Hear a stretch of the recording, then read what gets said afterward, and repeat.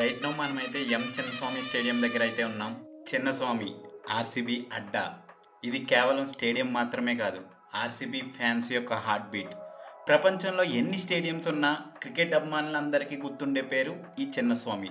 ఈ రోజైతే మనం అదే చిన్నస్వామి స్టేడియం దగ్గరికి అయితే వచ్చేసాం.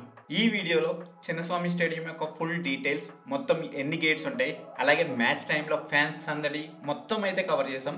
వీడియో ఎండ్ వరకు చూడండి. మ్యాచ్ డే పొద్దున్నే లేచేసి త్వరగా రెడీ అయిపోయి బ్రేక్ఫాస్ట్ చేసేసి నేనైతే మార్నింగ్ 10కి అయితే చిన్నస్వామి స్టేడియం దగ్గరికి అయితే స్టార్ట్ అయిపోయా. ప్రెసెంట్ నేనైతే హొంగసంద్ర మెట్రో స్టేషన్ దగ్గర అయితే ఉన్నా.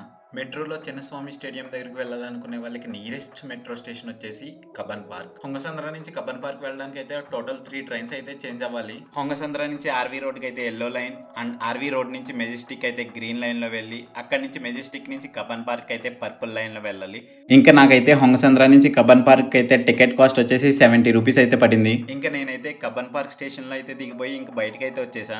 అదిగో కనిపించేదే Chinnaswamy stadium. Cubbon park station కి అయితే 3-4 ఎగ్జిట్స్ అయితే ఉంటాయి. ఇంకా స్టేడియం వైపు రావాలనుకునే వాళ్ళు అయితే సైన్ బోర్డ్ చూసుకుని బయటికి రావచ్చు. ప్రెసెంట్ అయితే మీరు చూస్తుంది అయితే స్టేడియం యొక్క ఫుల్ మ్యాప్.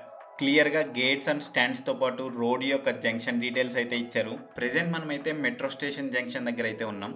ఒకసారి అయితే స్టేడియం చుట్టూ ఒక రౌండ్ అయితే వేద్దాం. ఫస్ట్ మనం అయితే కబ్బన్ రోడ్లో అయితే వెళ్తున్నాం. ఈ రోడ్లో టోటల్ 7 ఎంట్రీ పాయింట్స్ అయితే ఉన్నాయి. E3, E2, E1, E22, E19, E18. Present మనం అయితే ఎంట్రీ E23 దగ్గర అయితే ఉన్నాం. మార్నింగ్ టైం అయితే 11 అయితే అవుతుంది. చూస్తున్నారు కదా, ఎవ్వరు లేరు. అదే ఈవినింగ్ 5 తర్వాత ఇక్కడ ఫ్యాన్స్ రచ్ మామూలుగా ఉండదు. ప్రెసెంట్ మీరు చూస్తున్న లిస్ట్ అయితే మ్యాచ్ టైంలో ఈ ఐటమ్స్ అయితే స్టేడియంలోకి అయితే అలౌ చేయరు. నా సజెషన్ ఏంటంటే మ్యాచ్కి వెళ్ళే వాళ్ళు ఓన్లీ మొబైల్ ఒకటే క్యారీ చేయండి. అలాగే ఏదైనా ఎమర్జెన్సీ కోసం కొంచెం క్యాష్ కూడా తీసుకొచ్చుకోండి. అది కూడా నోట్సే, కాయిన్స్ అస్సలు తీసుకురాకండి, ఇక్కడ అయితే తీసేసుకుంటారు. ఆర్సీబీ మ్యాచెస్ కున్నంత క్రేజ్ మిగిలిన మ్యాచెస్ ఉంటాయో లేదో తెలియదండి.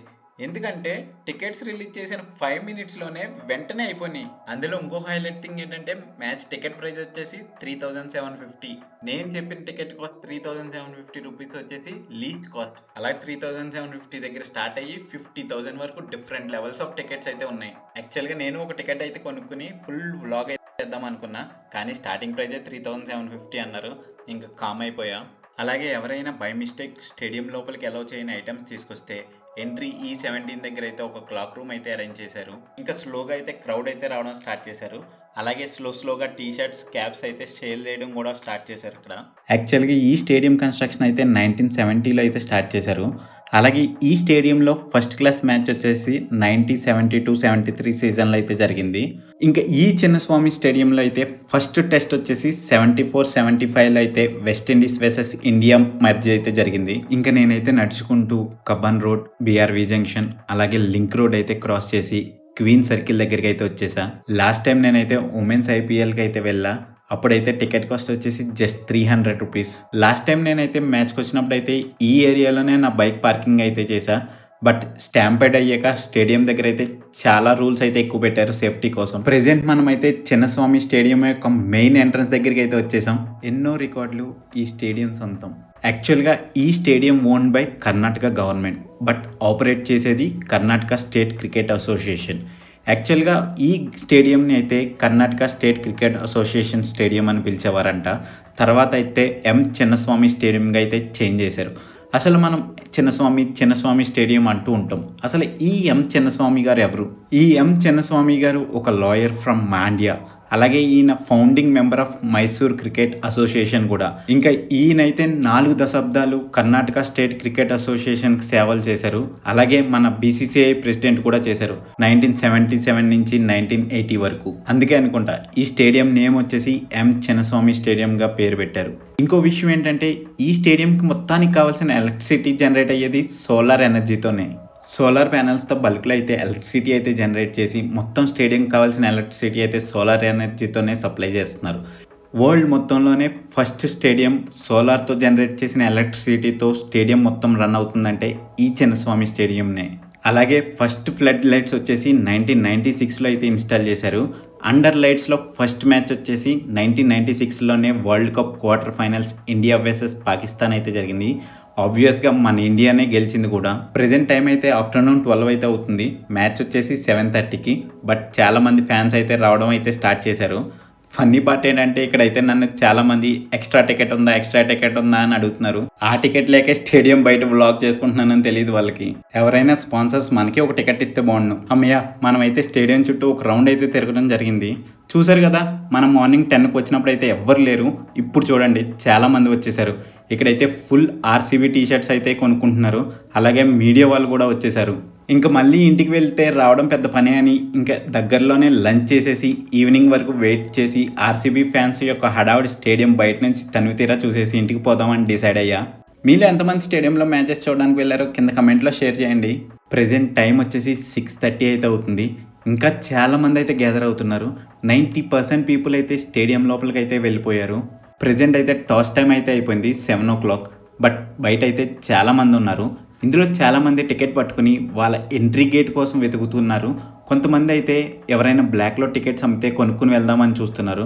ఇంకొంతమంది ఫ్యాన్స్ హడావుడి బయట నుంచే చూసి తనివి తీరా ఎంజాయ్ చేసి వెళ్దామని వచ్చిన వాళ్ళు ఇంకొంతమంది. అలాగే కొంతమంది అయితే ఫ్యాన్ మూమెంట్స్ని క్యాప్చర్ చేసి వాళ్ళ ఛానల్లో పెట్టుకోవడానికి వచ్చిన వాళ్ళు కొంతమంది. అలాగే ఇంతమంది క్రౌడ్ని మేనేజ్ చేసి ప్రీ మ్యాచ్ పోస్ట్ మ్యాచ్ స్మూత్గా జరగడానికి చాలామంది పోలీస్ డిపార్ట్మెంట్ అయితే యాక్టివ్గా వర్క్ చేస్తున్నారు.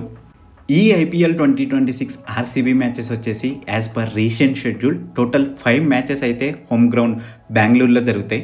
2 మ్యాచెస్ వచ్చేసి రాయ్పూర్లో జరుగుతాయి. March 28న ఆర్సీబీ వర్సెస్ సన్ రైజర్స్, ఇది వచ్చేసి first match of IPL 2026. But RCB already ఈ మ్యాచ్లో విజయం సాధించింది. నెక్స్ట్ వచ్చేసి April 5న RCB versus Chennai Super Kings. నేనైతే ఈ మ్యాచ్ టికెట్స్ కోసం ట్రై చేశా, బట్ కాస్ట్ ఎక్కువ అని లైట్ తీసుకున్నా. నెక్స్ట్ మ్యాచ్ వచ్చేసి April 15న RCB versus Lucknow super giants. And next వచ్చేసి April 18th RCB versus Delhi capitals, ఇది వచ్చేసి afternoon game. And April 24th అయితే RCB versus Gujarat giants. Next 2 matches వచ్చేసి రాయ్పూర్లో జరుగుతాయని చెప్పాను కదా, అవి వచ్చేసి RCB versus Mumbai and RCB versus Kolkata. But final match వచ్చేసి నా గెస్ బెంగళూరులోనే జరుగుతుంది అనుకుంటున్నాను. ఎందుకంటే లాస్ట్ టైం ఆర్సీబీ కప్పు గెలిచింది కాబట్టి. బట్ సేఫ్టీ దృష్ట్యా వేరే స్టేడియంలో పెట్టిన ఆశ్చర్యపోయిన అవసరం లేదు. ఇంకా మ్యాచ్ అయితే స్టార్ట్ అయిపోయింది.